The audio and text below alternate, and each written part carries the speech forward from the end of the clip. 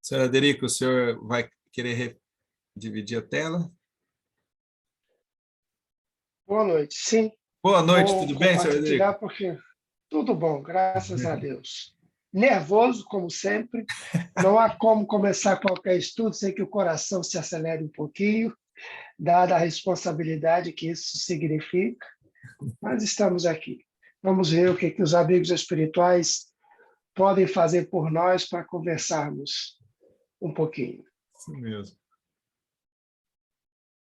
Bom, O senhor tem bastante experiência. Eu já já, vi que esse nervosismo do começo nunca vai passar, porque o senhor tem muita experiência com nunca, espiritismo. nunca, de forma alguma. Faz parte, né? Eu tenho até que horas? Até 9 horas temos aí mais ou menos 45 minutos de palestra e mais uns 5 de pergunta e resposta. Tá, eu tenho que encerrar, então, Às 8h55 daqui, nossa, aí do Brasil vai ser 10h55, né, senhor Aderico? Ok, Tá. tá bom. Então, deixa eu começar a compartilhar aqui para a gente começar a conversar. Tá bom.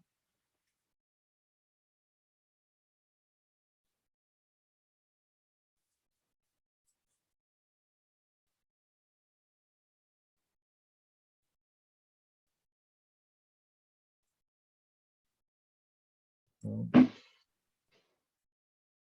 Vocês estão vendo bem a minha tela? estamos vendo, sim. Tá. Qual a imagem que aparece, por gentileza? A de Jesus dando a mão para uma mulher que está... Ok. Bom, então, vamos começar devagarzinho. É uma alegria estar com vocês, agradecendo a oportunidade e a confiança, porque apesar de não nos conhecermos pessoalmente, vocês deram esse voto de confiança para a gente conversar sobre doutrina espírita. Gosto muito de estudar o espiritismo, de conversar sobre ele. Então, o que vamos ter aqui é uma conversa, não é uma palestra. Tá? Porque palestrantes são aqueles devidamente preparados, com uma grande capacidade de colocação dos assuntos. Não é o nosso caso. Mas é sempre uma satisfação poder conversar a respeito dos conteúdos da doutrina espírita, porque isso ajuda para que a gente realmente grave isso aí e, na medida que as situações ocorram na vida da gente, a gente vai conseguindo se lembrar e tentar colocar em prática, porque eu acredito que é isso que seja o importante em toda a religião, em todo o ensinamento, para que a gente consiga fazer até uma aferição, se aquele ensinamento tem realmente algum valor para a gente ou não. Né? Então, começando a nossa conversa, o nosso estudo, então, está no livro O Espiritismo, o Consolador Prometido por Jesus, está o módulo 1, Esperanças e Consolações. No momento em que nós estamos vivendo na humanidade, como a esperança e as oportunidades que todos nós temos de conseguir passar algum estímulo, alguma consolação para as pessoas, para aqueles que estão mais próximos de nós. Então, é um momento de reflexão e esse estudo ele nos traz essa reflexão de uma forma assim bastante incisiva e que cada um de nós consiga tirar bastante proveito desse conteúdo, né? Prosseguindo, gosto muito de partir do dicionário, porque, a meu ver, é onde nós encontramos a explicação de qualquer palavra na sua síntese mais completa, mais perfeita, que facilita o nosso entendimento sobre o assunto de que vamos falar, o que queremos estudar. Então, nós temos aí 3 palavras correlacionadas, né? Consolar, consolação, consolador. O que significa isso? Porque o assunto fala sobre o quê? Jesus, o Consolador. e a doutrina espírita, Consolador Prometido. Mas o que significa isso? Qual a importância disso para nós? Nós assimilamos bem essa informação desde quando Jesus trouxe esse conhecimento para nós, porque nós já vimos reencarnando aí não sei quantas vezes em contato com esse conteúdo, com essa informação. Mas até que ponto nós assimilamos realmente o significado disso aí e, principalmente, até que ponto nós já conseguimos colocar em prática o que nós conseguimos assimilar disso aí.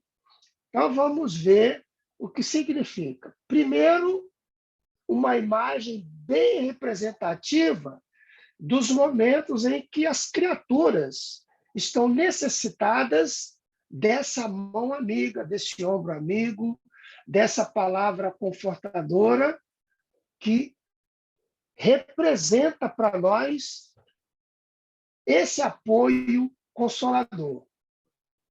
E aí vem o dicionário dizendo para nós: consolar, aliviar ou tentar aliviar. Mas aliviar o quê?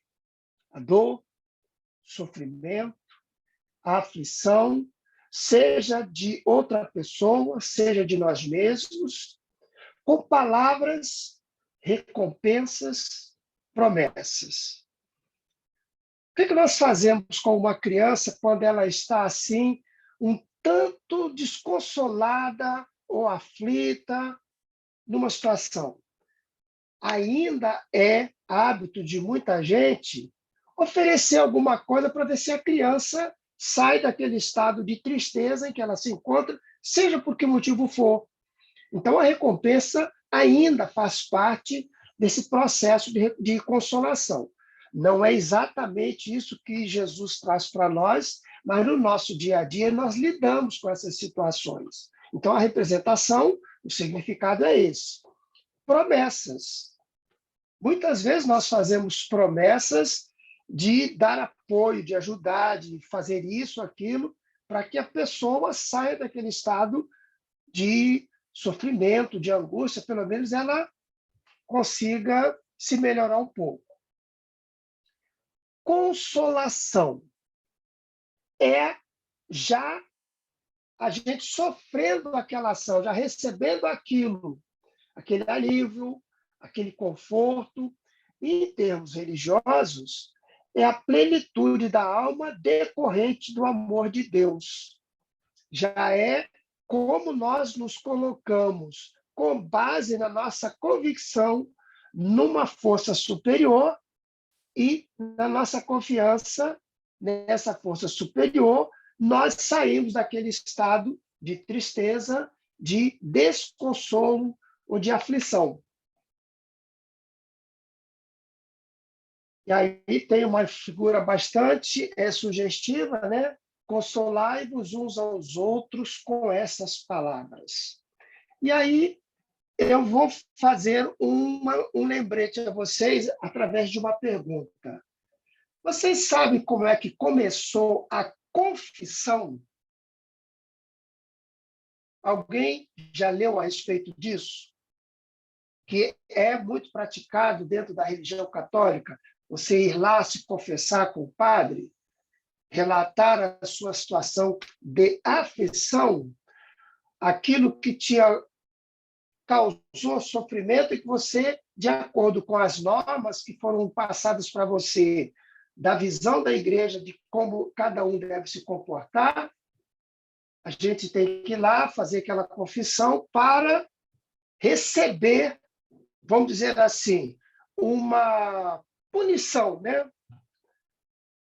Para você se ver livre daquele erro, daquele pecado. Mas isso teve uma origem. Isso começou lá, bem lá atrás, e no tempo de Jesus, ou logo depois dele, porque começou com Paulo, com um aconselhamento que Paulo fez aos trabalhadores daquela época. O que ele disse? Confessai-vos uns aos outros. Mas o que ele quis dizer com isso? vai ao teu amigo, àquele em quem você confia, àquele com quem você sabe que pode contar para te ajudar a sair da aflição em que você está. E relata para ele a sua dor.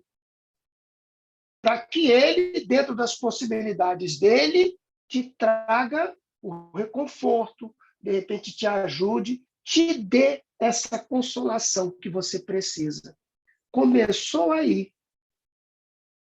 Nós temos a coragem de chegar em alguém em quem confiamos e colocar para ele a nossa aflição, para que ele, dentro das possibilidades, nos ajude. Só que, ao longo do tempo, isso passou a ser usado de uma outra maneira e, inclusive, com uma outra finalidade. Nós vamos deixar isso para lá, porque cada um responderá pelo que fizer. Porque Jesus mesmo disse, a cada um segundo as suas obras.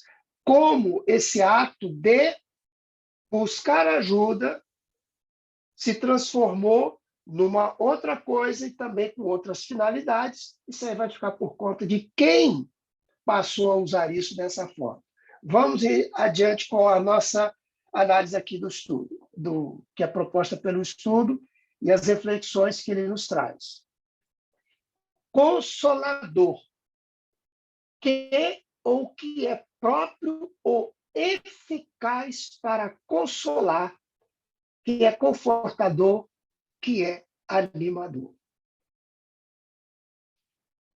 Vocês acham que nós estamos precisando disso no momento em que nós estamos vivendo?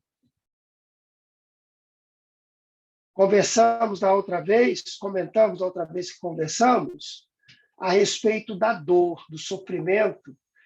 A dor está fazendo o trabalho dela no ser humano. Porque a dor é aquele recurso didático de Deus para que o espírito entenda o seu papel na criação. Então, se a gente não consegue aprender como nós estamos fazendo aqui, ou tentando aprender aqui, conversando uns com os outros, para aproveitar a experiência que cada um tem, para não repetir lá na frente algo que a gente já sabe que dá errado, aquelas criaturas que só aprendem quando a dor chega numa intensidade que ela tem que deixar-se vencer por aquela dor e aceitar que existe uma outra realidade. Então, a dor está fazendo o seu trabalho na humanidade. Então, nesse momento, essas 3 palavras aí adquirem uma importância assim extraordinária.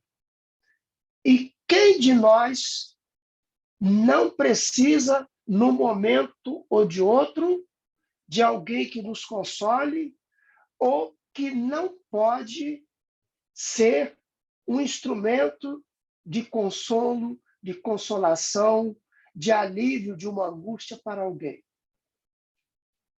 Nós não sabemos em que situações a vida vai nos colocar. E qual é a figura máxima que nós temos como representando a máxima consolação para nós?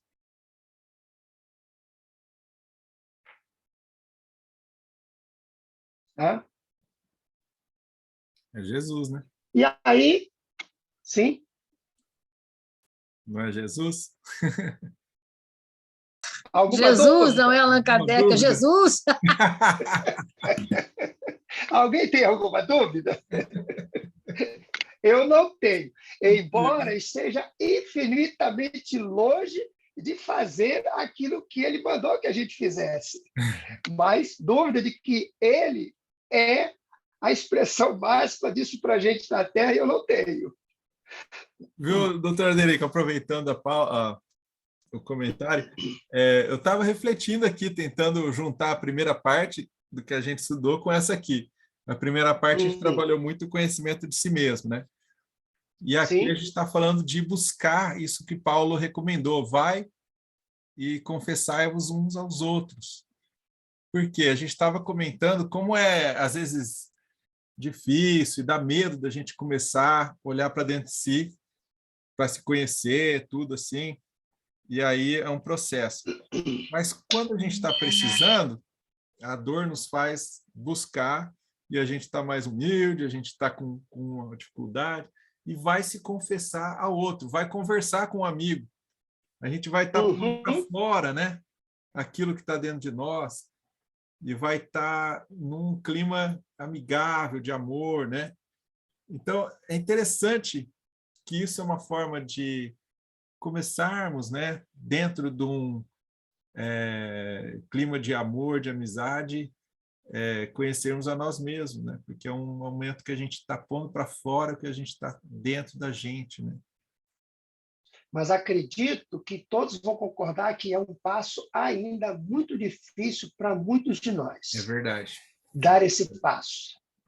Concorda?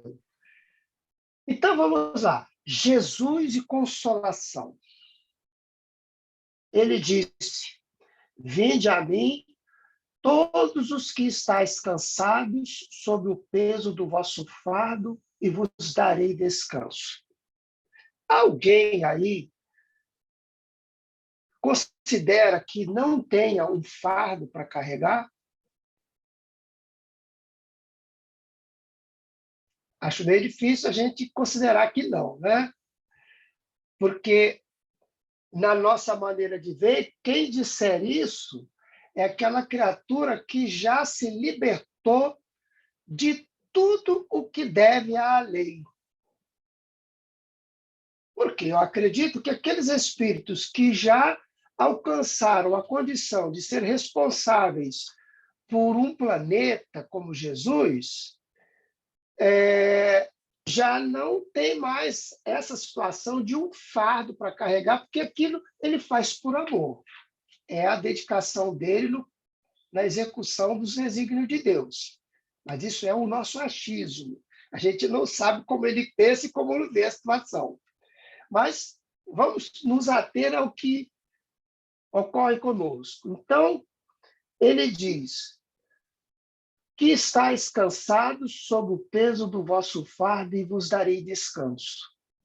Ele prossegue: tomai sobre vós o meu jugo e aprendei de mim, porque sou manso e humilde de coração, e encontrareis descanso para vossas almas, pois o meu jugo é suave e meu fardo é leve.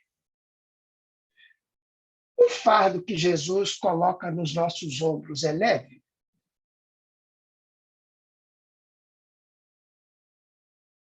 O que vocês acham?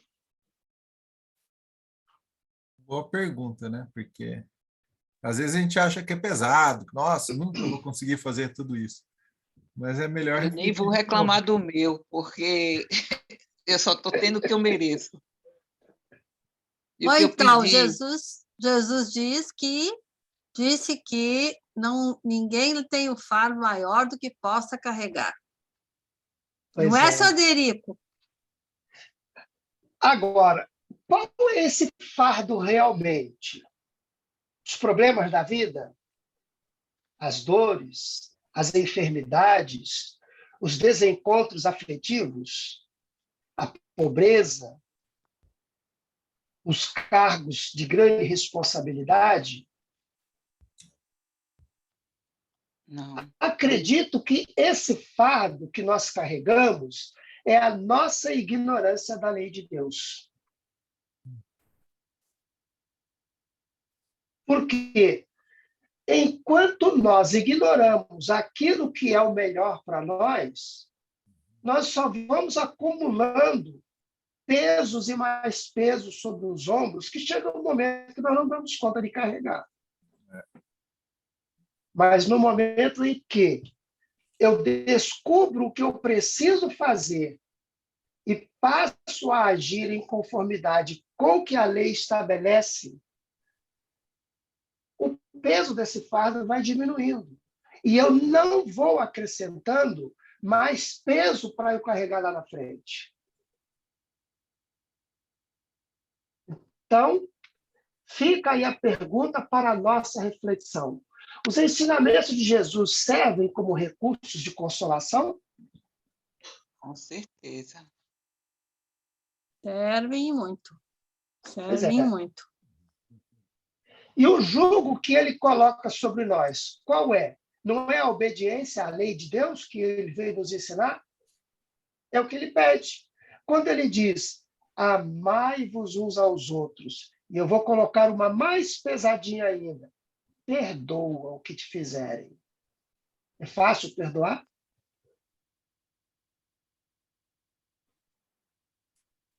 Quando aquela criatura apronta horrores com a gente, Eu acho que só para segurar a língua dentro da boca e não falar um monte de desaforos. Mas quando a gente está no Evangelho, a gente começa a sentir no coração as coisas, né? Os entendimentos, e aí a gente começa a perdoar de pouquinho, vai se educando, aí chega a perdoar sim. E tira um grande peso, né? Quando você consegue perdoar, meu Deus do céu, é uma maravilha. E como? Porque o perdão liberta. Te tira da sintonia com aquele a quem você odeia, ao mesmo tempo que tira um peso enorme do teu coração. É. Um dos benfeitores espirituais da casa de Leon Denis ditou uma mensagem para a gente que faz parte, inclusive, de umas obras que foram publicadas lá. O título da mensagem é A Ação Fluídica do Perdão. Gente, é extraordinária essa mensagem. Imagina. Porque ele explica para nós a ação moral do perdão, mas também explica a ação fluídica, tanto sobre quem não perdoa, quanto sobre aquele que é o causador do nosso problema, da nossa dificuldade para com ele. Depois eu vou colocar essa mensagem para você, tá? Opa, manda lá para a gente. Alex, aí você manda para você, porque é uma mensagem muito interessante. Então, vocês concordam que os ensinamentos de Jesus servem como recurso de consolação, né? Depois daquilo que nós vimos no dicionário.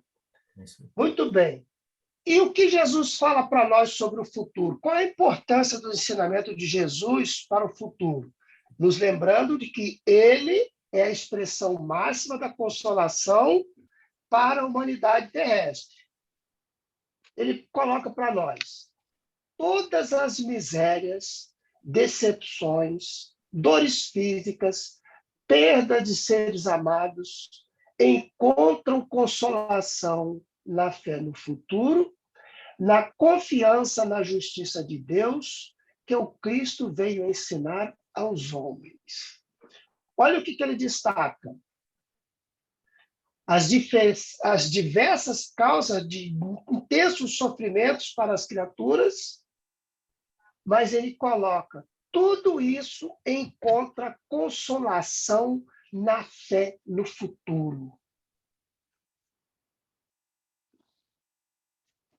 E esse futuro?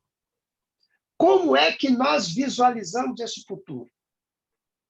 Fé no futuro. O que significa isso? Só é possível em quem confia em Deus. Concorda? Esperança diante das dores, das lutas, dos desesperos, de tudo aquilo que nos perturba e nos atinge, causando profundos sofrimentos, intensos sofrimentos. Desespero significa desesperança. Jesus coloca, tudo isso encontra consolação na fé no futuro. Nós confiamos no nosso futuro? Para nós confiarmos no nosso futuro, primeiramente nós temos que confiar em Deus. Por quê?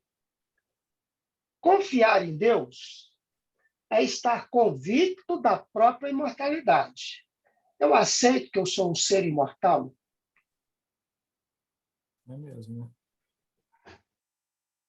Está convicto da sabedoria, da justiça e da misericórdia de Deus. Expressas aonde? Na lei de progresso e lei de justiça. Já imaginou a criatura ser imortal e permanecer pelos milênios afora do mesmo jeito, sofrendo? E ela louca para se livrar daquele sofrimento? Pensa bem, se ela não tem uma perspectiva de se livrar daquilo, para que ser imortal? Então, E aí, continuando, o Espiritismo como consolador prometido por Jesus. Para aceitar essa afirmação, é necessário entender a evolução da ideia de Deus. Vamos voltar aqui um segundo. Então, revisando, confiar em Deus, estar convicto da imortalidade, da sabedoria. Portanto, ninguém está passando pelo que quer que seja à toa. A justiça de Deus é perfeita, ninguém escapa absolutamente de nada que tenha feito ou que tenha sofrido da ação dos outros. Por quê?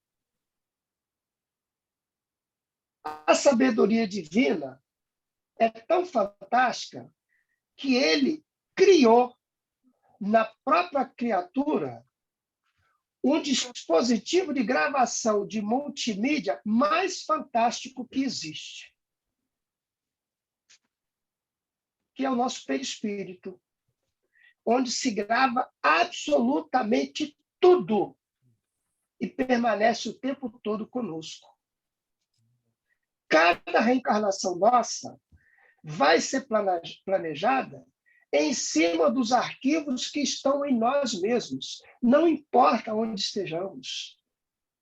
O que eu penso, o que eu falo, o que eu ouvi, o que eu vivenciei, aquilo que eu construí, aquilo que eu destruí, seja no ambiente físico, seja no coração das pessoas, na mente das pessoas, tudo isso está gravado em mim.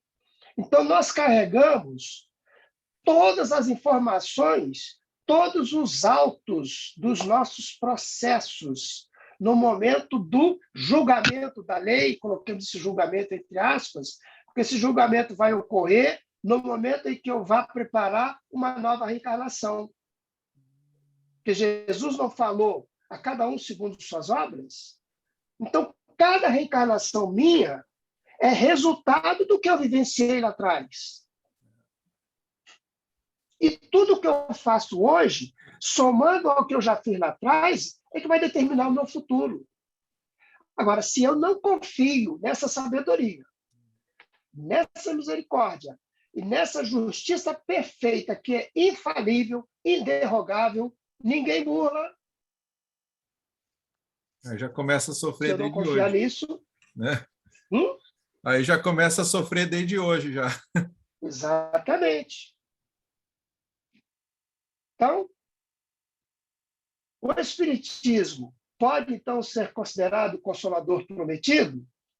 Como eu já disse, para aceitar essa afirmação é necessário entender a evolução da ideia de Deus. E é importante nós observarmos isso, essa evolução da ideia de Deus, e eu vou propor uma experiência para vocês. Por um minuto, vocês vão pensar como é que vocês esqueçam tudo que vocês já leram a respeito. Analisem o íntimo de vocês. Como é que vocês entendem Deus agora, nesse momento, hoje?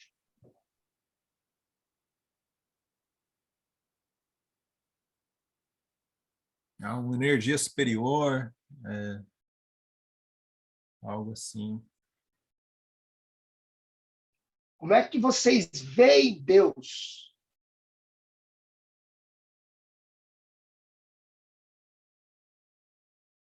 Eu vejo Deus através de tudo, através da natureza.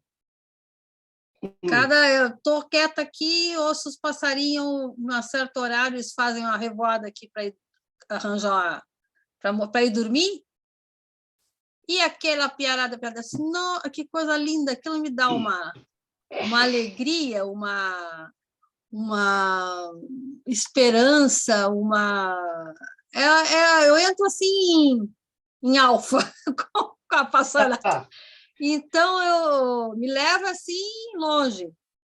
E aí eu agradeço a Deus. Agradeço que existe. Então, eu acho que o Deus é entre coisas assim, momentos assim, que Deus se manifesta que, em tudo que é vivo, né? Em tudo que a gente pode amar, que a gente pode tocar, que a gente pode exaltar, que a gente pode melhorar, tudo que a gente pode tocar, que é vivo e que possa evoluir, Ok. a Deus. E quando alguém pisa no seu calo? Pisa no meu calo, ó, dependendo do momento que eu vou pisar também na hora. Pois Tum. é. Mas Então, se eu essa tô com Deus nossa na visão de cabeça, Deus, aí eu fico...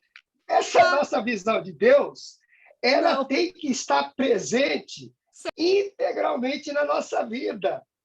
O que nós pensamos, o que nós falamos, como nós agimos, como nós reagimos, vai depender desse nosso entendimento de Deus, de como nós vemos Deus. Para mim, Porque ele é uma grande não é energia. onisciente e onipresente. Está em todo momento. Pois é. Então, tem horas que a gente tira Deus da cena. Não Como dá. se isso fosse possível. É mesmo. Algumas pessoas falam assim, ele se ausentou da presença de Deus. Existe algum lugar em que Deus não esteja presente? Para mim, não. Existe algum momento da nossa vida, o que quer que façamos, que não está sob as vistas de Deus? Não. Não. Temos Pois consciência, é. às vezes. Para Para nós mim, ele é entender toda a energia, tudo. é essa a nossa visão de Deus. Então, vamos ver ao longo do tempo como é que isso caminhou. Isso até onde a gente pôde observar, registrar e anotar. Porque ao longo dos milênios isso vai mudando. Então, vem lá. A ideia de Deus presente na humanidade desde os tempos remotos é identificada nas práticas de adoração, politeísmo e do monoteísmo nascente. Vocês sabiam que até hoje grande parte da humanidade é politeísta? Nossa, não. É hoje. E olha só, Sério? não são só aquelas denominações religiosas que ainda acreditam em vários deuses. Mesmo dentro das religiões ditas as mais evidentes, ditas mais sérias no planeta, quando cada um se reúne, não é cada um rezando para o seu Deus? O que é uma reunião ecumênica? Mas será que todos estão falando da mesma coisa? Mas esses meninos estão com fome. Pois é. Então, vamos ver. As práticas devocionais de adoração, primitivas e idólatras, apresentavam uma característica comum, o temor a Deus. Isto persiste até hoje e tem muita gente que começa a estudar a doutrina espírita, pude constatar isso muitas vezes, e, de repente, ela fala assim, eu não consigo ir adiante. Por que ela não segue adiante? Porque a doutrina espírita tem uma característica muito interessante. Ela nos ensina a pensar e a ser criaturas livres. O que significa isso? Pensar por si próprio. Fazer escolha por si mesmo. Não porque fulano, beltrano, que é o pregador religioso, me mandou fazer assim ou assado. É isso que a doutrina espírita ensina. E tem muita gente que ainda não tem coragem de fazer isso. Por quê? O condicionamento ao longo de muitos séculos impôs a elas um medo que ela não consegue ainda vencer e pensar diferente. Leon Denis tem uma colocação muito interessante, se não me falha a memória, naquele livro Cristianismo e Espiritismo. Ele fala que a doutrina espírita é para livre pensador. Levei um bom tempo tentando entender o que Leon Denis quis dizer com essa colocação.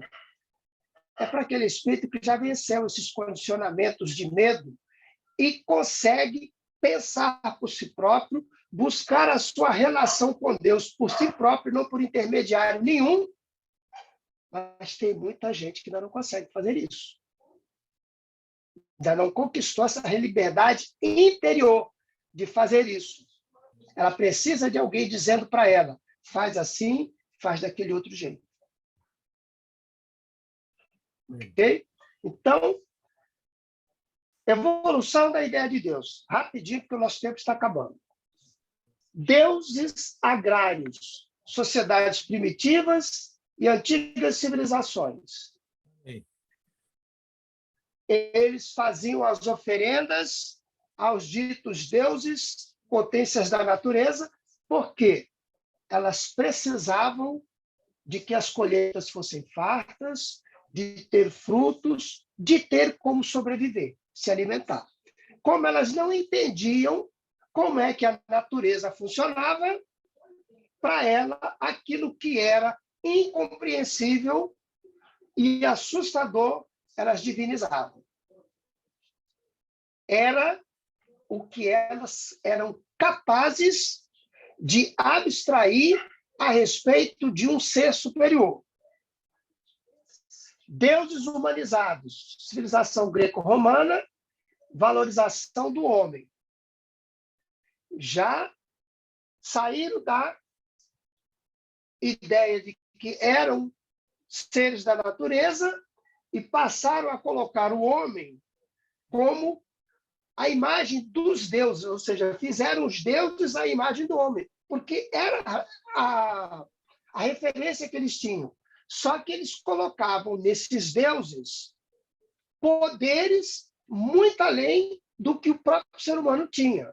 Mas, de qualquer forma, a figura que representava esse ser superior era a própria figura humana. Deuses guerreiros, que foi colocado basicamente pelo povo judeu, e essa representação apresentaram a ideia do Deus único, mas qual foi esse Deus que foi apresentado? Senhor dos Exércitos. Não era um Deus universal. Era um Deus daquele povo, que era mais poderoso do que os outros deuses dos outros povos. Daí, porque a desilusão dos judeus com Jesus. Eles não aceitaram Jesus porque Jesus não veio como aquele grande ser que se sobrepunha a todos os demais deuses, subjugando todos os outros povos, colocando o povo eleito acima de todos os demais. Por essa razão que o povo judeu propriamente, até hoje, não aceitou Jesus como Messias prometido. Então, e vem os deuses da Idade Média. Como é que foi visto isso? Castigo, inferno, que era uma forma de contenção. A religião aí se tornou instrumento de poder. Vocês já assistiram aquele filme O Nome da Rosa? Conhecem? É um filme extraordinário.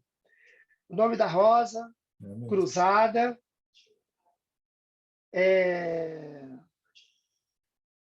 Alexandria.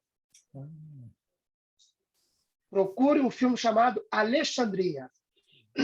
É excelente.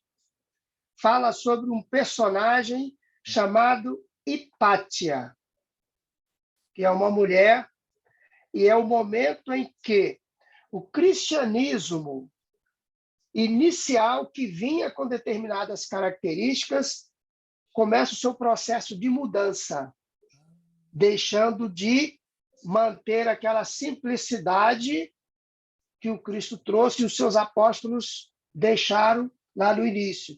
Ali já é o cristianismo já partindo para um tipo de ação que já não correspondia mais ao ensinamento do Cristo. Então, é um filme bem interessante para a gente assistir também. E outro livro muito bonito para ser lido também é A Esquina de Pedra. Alguém conhece? A Esquina de Pedra. Se alguém conseguir, é capaz de conseguir ir na internet. Bom, então passamos pela evolução da ideia de Deus. Deus apresentado pelo Espiritismo. Agora é o fardo colocado nos nossos ombros, porque a responsabilidade passa a ser também nossa. Por quê? Nós não nos consideramos espíritas? Vocês acham que isso é algo gratuito na nossa vida? Deixando de lado os outros fardos que dizem respeito à nossa vida pessoal, familiar, profissional, as nossas querelas lá do passado que nós temos que resolver agora no presente, essa informação, tomar conhecimento desse conteúdo, também se constitui numa imensa responsabilidade, porque nos coloca com um compromisso direto com o Cristo, que possivelmente já é um compromisso assumido lá atrás que nós não demos conta. Olha, não estou querendo assustar ninguém, não, tá? Por favor. Nós estamos analisando uma situação de realidade. E nós sabemos que o percentual de pessoas no mundo que tem conhecimento dessa informação e aceita como real é um percentual minúsculo. Mas isso é fundamento de todas as religiões. Porque a doutrina espírita não traz para nós mais uma concepção religiosa. Ela traz princípios da lei universal. E o saber disso significa uma responsabilidade, no mínimo, através do seu comportamento, passar isso adiante. Porque não é com palavras que nós vamos passar isso adiante para os outros. É com o nosso modo de ser. Por isso que eu brinquei, Rose, falando, na hora que piso no teu calo, como é que você vê Deus? E se você aí, significa nós. Como é que nós vemos Deus nos momentos críticos da nossa vida? Porque é a hora que nós temos que colocar em prática tudo isso aí. E aí, nós nos deparamos com esta grande encruzilhada no nosso caminho. Só fé ou só razão? A fé não pode ser cega. A razão pura também não pode, porque ela precisa do tempero do coração. O Espiritismo, o Consolador. O Espiritismo chama os homens a quê? A observância da lei. Que lei? Jesus deixou uma única lei para nós. Ele deixou só uma. Amai-vos uns aos outros. Ele só deixou essa lei.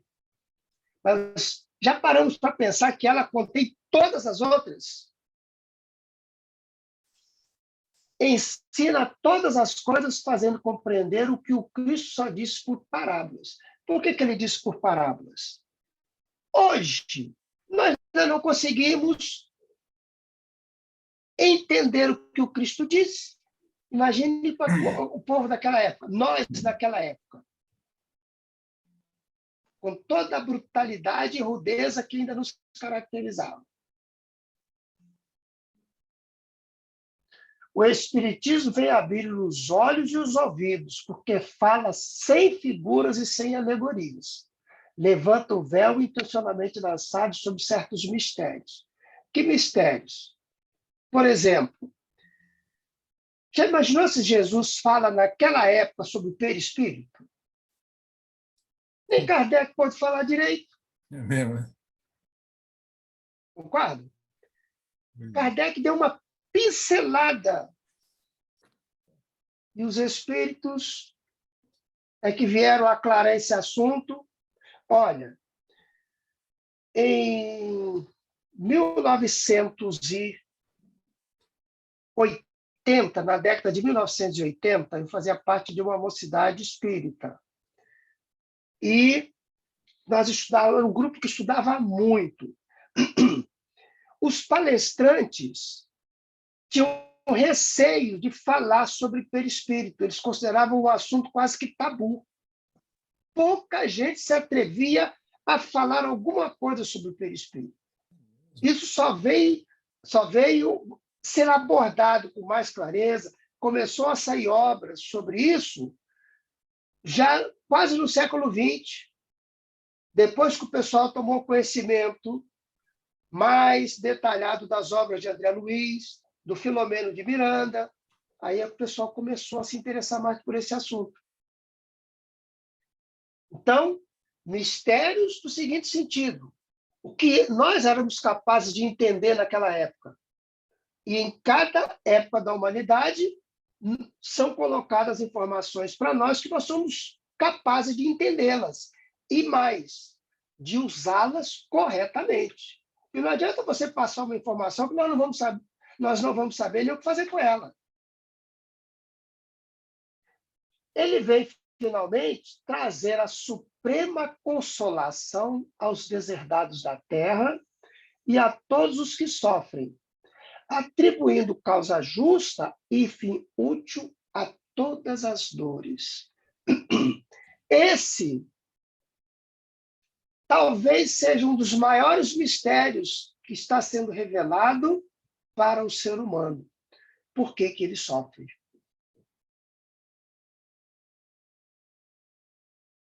Por que que a dor ainda está tão intensa no planeta?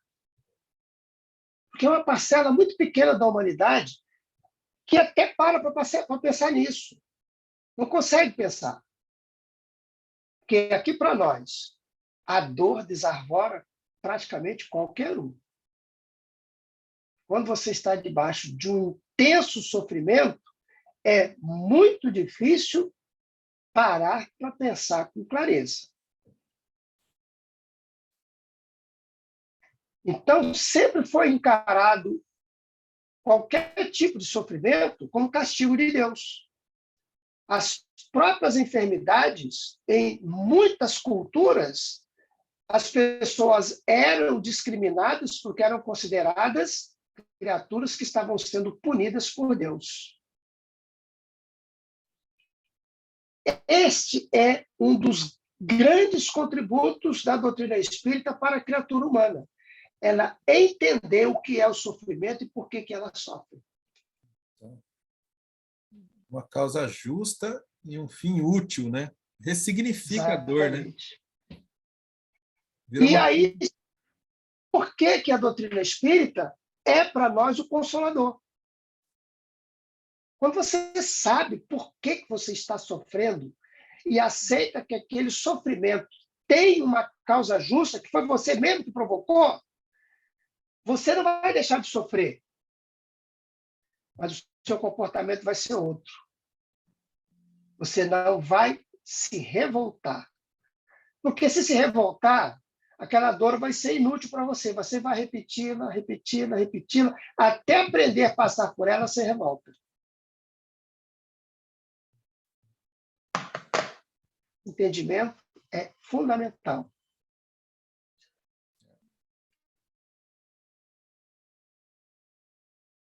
Por que o Espiritismo se consolador? Já colocamos, mas vem mais alguma coisa. Ele esclarece a realidade do espírito, da sua evolução, da sua situação e da sua relação com Deus. Esclarece que ele é um ser imortal, ele progride, porque ficar estagnado, sofrendo eternamente, nós já falamos. Por que ser imortal? Seria uma tremenda de uma injustiça por parte de Deus, não seria? Que Deus é esse que faria uma coisa dessa? Se ele é sábio e justo, então o sofrimento tem que ter uma razão. E a imortalidade tem que ter um porquê. Porque eu progrido. Esse progresso significa o quê? Que eu posso me libertar da dor. Mas só que para eu progredir, eu tenho que satisfazer certas condições. Quais são essas condições? Eu tenho que cumprir a lei de justiça. Se eu não cumprir a lei de justiça, eu permaneço estagnado, porque eu não resolvo as minhas pendências com a lei de justiça. Daí Bendita seja a reencarnação, que é a oportunidade que eu vou tendo quantas necessárias para resolvendo as pendências, corrigindo aquilo que eu fiz de errado, para que eu consiga progredir e consiga me livrar do sofrimento. Então, eu entendo a minha situação e também eu entendo a minha relação com Deus, porque aí eu entendo que Deus não está me punindo. Eu não preciso de ninguém sendo intermediário para eu me relacionar com Deus. Eu preciso entender qual é o meu papel na vida, na criação, e fazer a parte que me toca.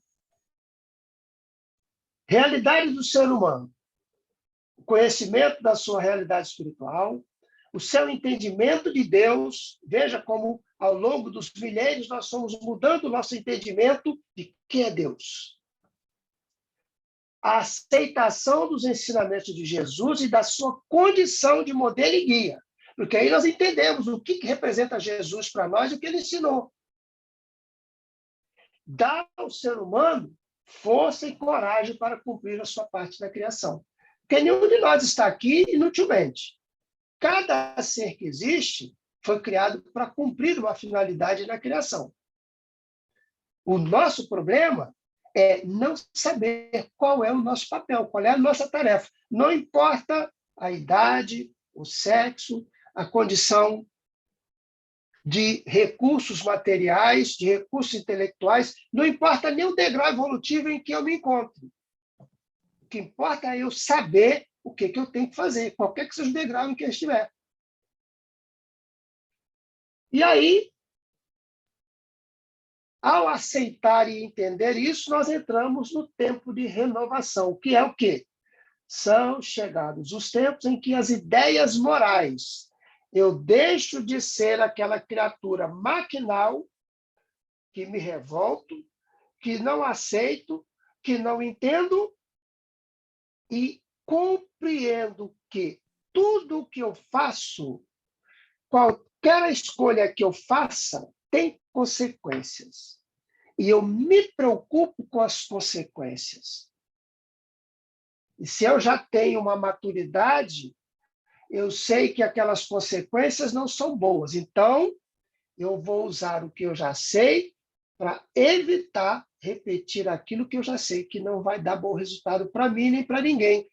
E o mais importante, eu sei que aquilo que eu fizer para o outro e que não for bom, em última instância, esse resultado também vai ser em mim. Essa é a consequência moral do saber isso tudo e de como eu vejo Deus, de como eu ajo, porque eu sei que eu estou na presença de Deus. Mas eu não vou agir porque eu sei que eu estou sendo visto, mas porque eu sei que aquilo não é o melhor para ninguém. Então, são chegados os tempos em que as ideias morais hão de desenvolver-se para que se realizem os progressos que estão nos desígnios de Deus. O progresso é inevitável, inexorável. Não adianta qualquer criatura querer ignorar ou rebelar-se contra ele. Não tem como pará-lo. E que é o jugo do Cristo, então? Em geral, a mensagem cristã aceita e admirada no mundo inteiro. Raros são os povos, sobretudo os do Ocidente, que não reconhecem o elevado teor moral do Evangelho. No entanto, esse fato está longe de os fazer submissos ao jugo do Cristo, de colocar em prática os seus ensinamentos. Quantos de nós seguem isto? Quantos? É só, como eu fiz a brincadeirinha, pisarem com força mesmo no nosso carro. Aí nós vamos saber como é que nós andamos com relação ao que o Cristo ensinou. Então é isso, meus amigos. Desculpem, passei 5 minutos. Acabei passando do horário. Imagina, não tem problema, Sr. Direito. Foi muito boa a palestra, muito obrigado.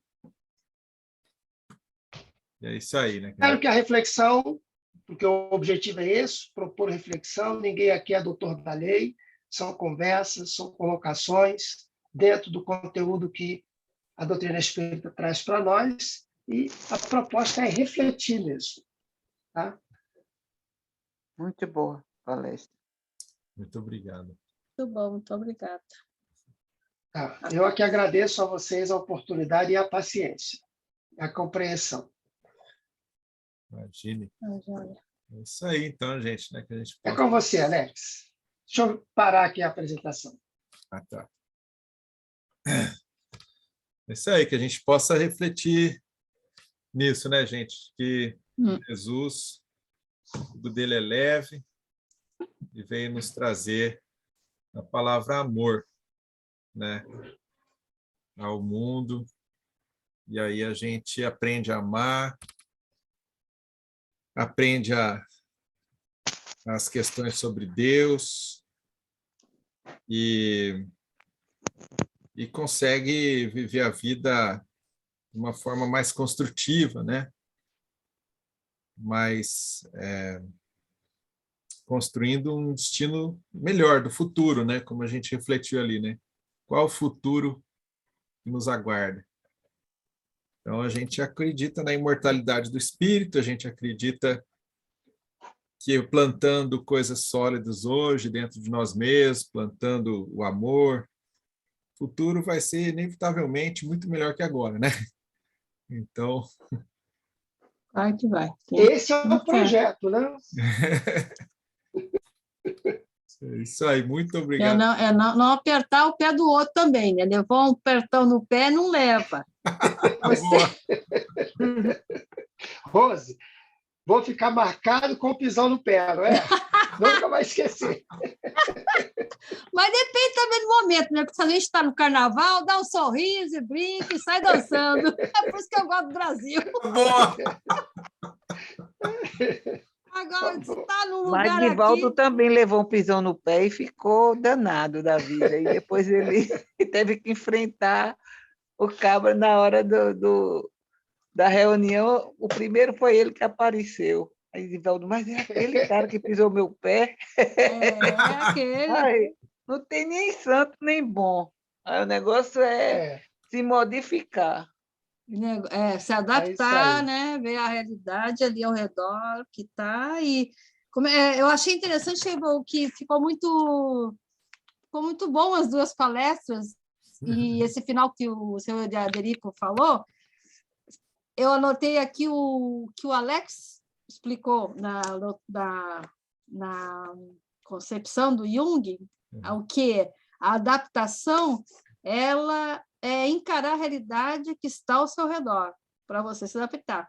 E para você fortalecer a sua consciência, tem que observar, tem que ter atenção, conscientização, autocrítica, paciência, não sai pisando para todo mundo, fazer o que tem que fazer aqui e agora, não é amanhã, é aqui. Quer dizer, o cara pisou no teu pé, espera aí, já pensa numa...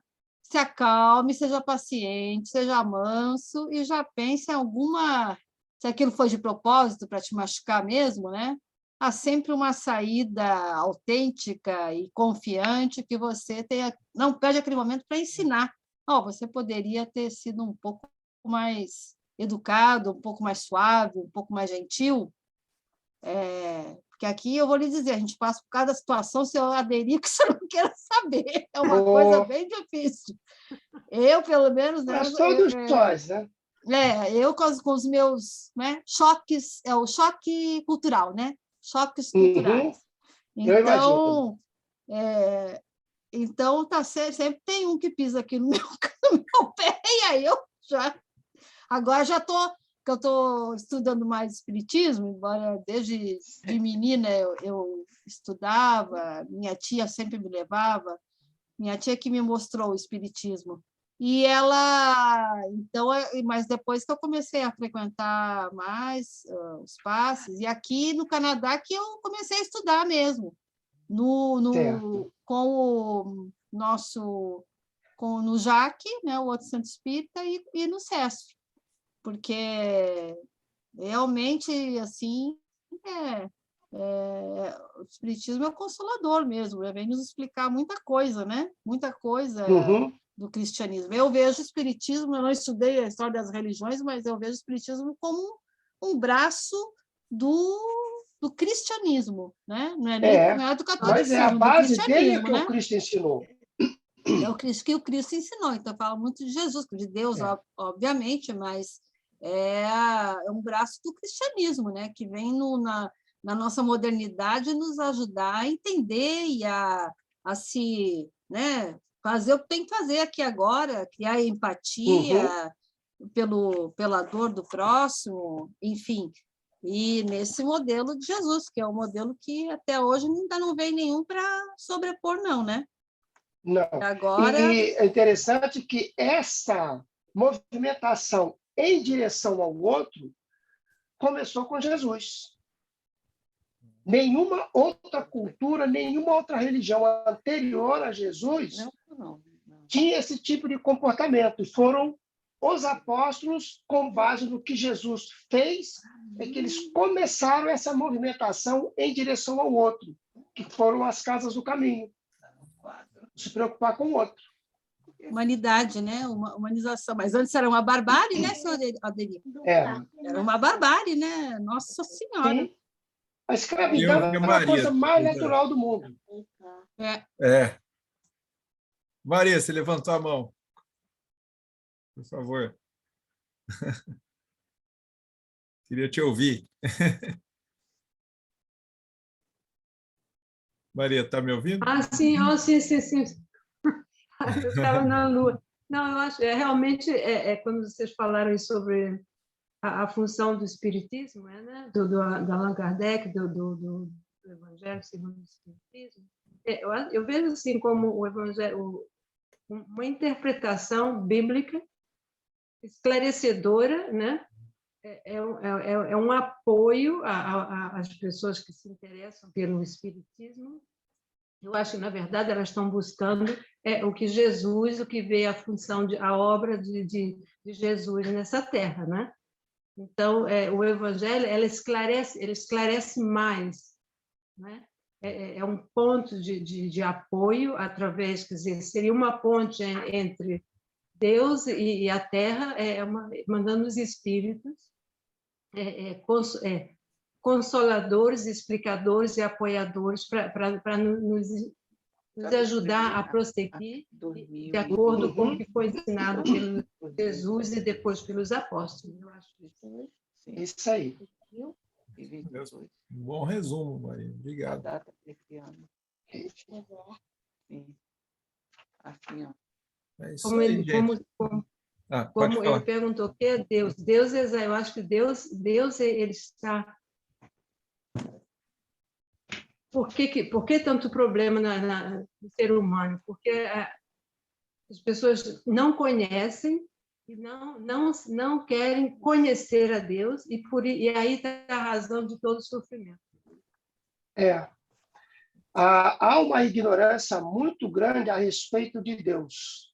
Pelo que nós vimos, mesmo ao longo do tempo, passando por tantos processos, há uma parcela muito grande da humanidade que parece que ainda não teve tempo de se preocupar com Deus, de levar em consideração que existe um Criador. Nem mesmo para parar para pensar, eu existo, mas de onde é que eu surgi?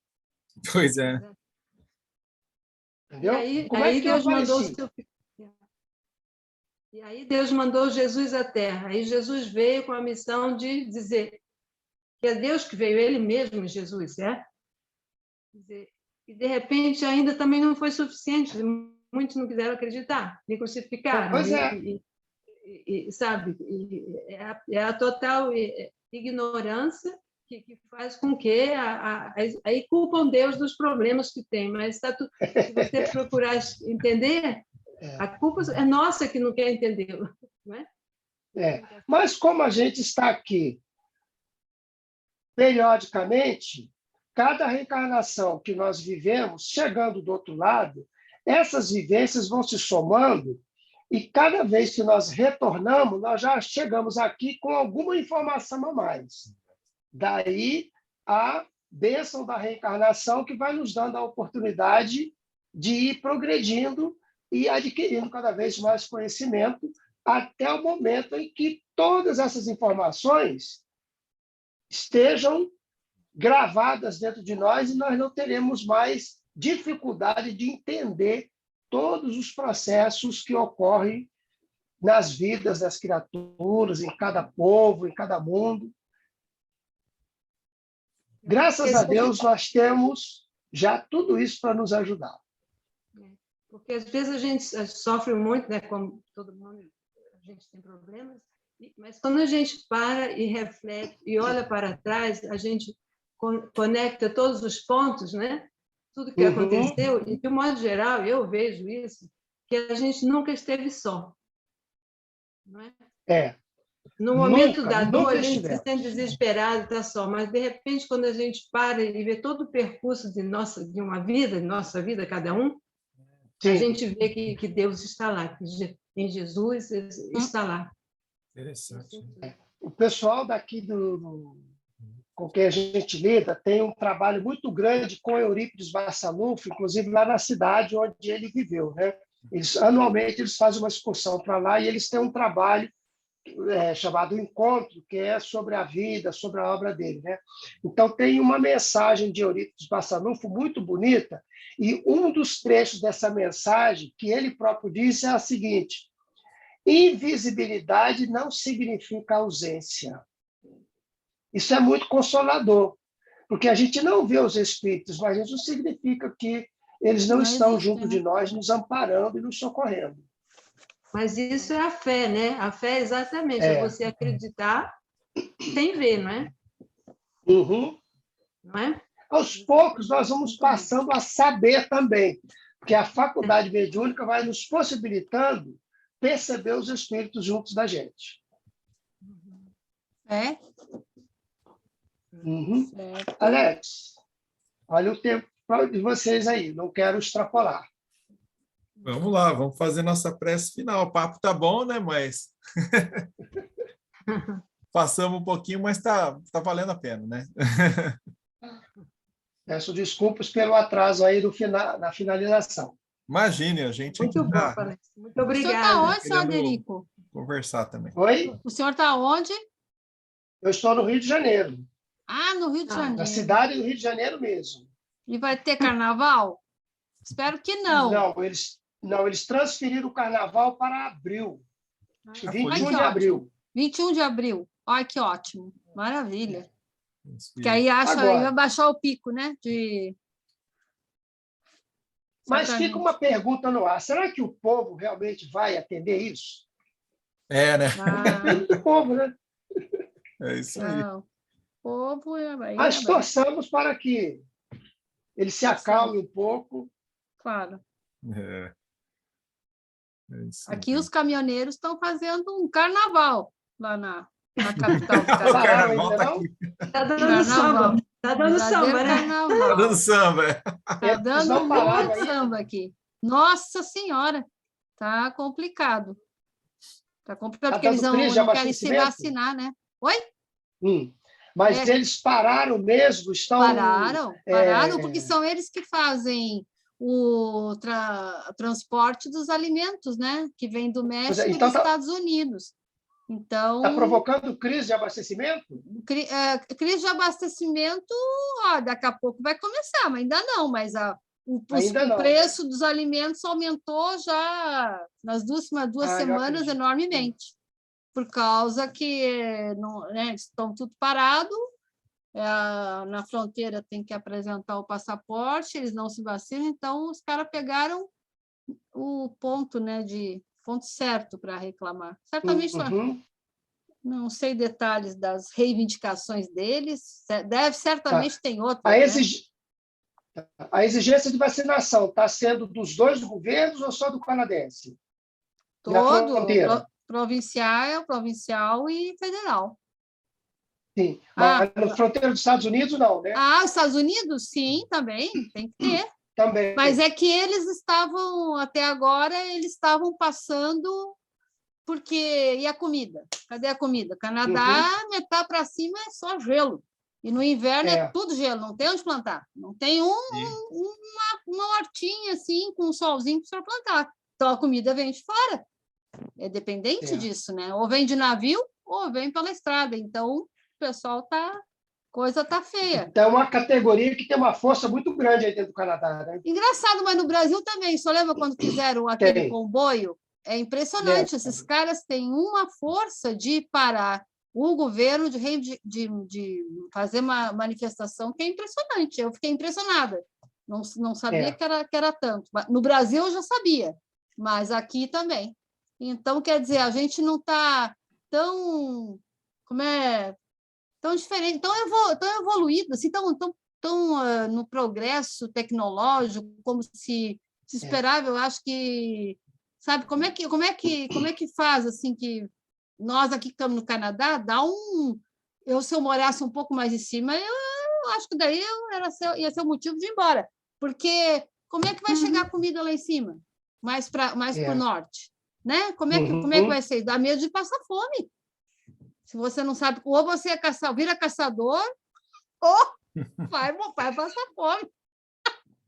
Então, uma coisa assim, olha, se a gente leva as reflexões, claro que pode ir para vários lados, né? Mas fora de piada, a força que esses caras tiveram para parar, então a gente vê assim que o mundo precisa de tanta coisa ainda bastante básica, né? De gente que tem essa profissão que vai lá buscar do que plantou, Então, a gente não pode ser assim, não pode ter... Esses países industrializados, de primeiro, não podem assim, ser muito arrogantes ou, sabe, se acharem os donos do mundo ou muito orgulhosos, porque quando eu vejo essa parte da alimentação aqui no Canadá é muito, muito, muito prático, é muito claro. Eu vejo assim, nossa, se dá uma guerra, algum problema com os Estados Unidos e Canadá, a gente aqui passa fome, morre de fome, porque não tem. Gente, desculpa, mas eu vou ter que Depende do sair. outro, né? Gente, vamos fazer a prece final, Boa né? É verdade. Outro dia a gente bate mais papo, seu Aderico. Muito obrigada. Tranquilo. Só falar uma coisa. Posso falar uma coisa? Pode. Só uma coisa. Porque o Covid, né? Essa crise mundial, né? Da pandemia, ela veio mostrar uma coisa muito importante, que todo mundo tem uma função importante na sociedade. Todo mundo precisa de todo mundo. Quando os supermercados só abriam algumas horas e era a única coisa que abria, a gente chegava no caixa e dizia muito obrigada por estar aqui. E serviu também para cair muitas máscaras. As enfermeiras, aos motoristas agora aos motoristas que estavam indo aos Estados Unidos e voltando com mercadoria, todas as funções, os que estavam limpando a rua, sabe? Aqueles serviços essenciais que realmente estão lá todo dia, muita gente ignorava, foram os únicos que fizeram o trabalho para nós que nos trancamos em casa. Fica em casa quem pode. Quem pode, né? Então, eu acho que isso aí é para a gente refletir muito sobre isso. É verdade. Foi muito bonito ver isso, que todo mundo reconheceu essa força que todo mundo tem, que todo mundo é importante. É mesmo. Claro. Boa reflexão, Maria. Que ótimo. Gente, vamos fazer então nossa prece. E se depois a gente quiser falar mais, a gente continua depois. Vamos lá. Alguém gostaria de fazer a prece final? Então, eu vou fazer. Vamos lá. Então, vamos elevar nosso pensamento a Deus, agradecendo ao Senhor mais uma vez pela oportunidade de estarmos aqui reunidos, em Teu nome, Pai, podendo falar sobre Jesus, podendo falar sobre o Espiritismo, que nos trouxe tanto esclarecimento, podendo refletir sobre o conhecimento de si mesmo, os passos que a gente pode tomar para se autoconhecer, podendo refletir sobre o amor, a amizade, a conversa, que a gente pode se ajudar um ao outro. E assim, Pai, lembrando da prece que Jesus nos ensinou. Pai nosso que estás no céu, santificado seja o vosso nome.